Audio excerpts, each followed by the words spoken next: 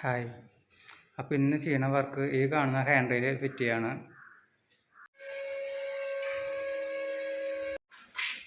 Master card setting കഴിഞ്ഞു. നമ്മൾ top റെയിലാണ് ഇപ്പോൾ കയറ്റിയിരിക്കുന്നത്. നമ്മളുടെ ഇടയിൽ വരുന്ന കാലുകളെല്ലാം വെച്ചിട്ടുണ്ട് കേട്ടോ. ഇനി അടുത്തത് ലെയറാണ് കയറ്റാനുള്ളത്.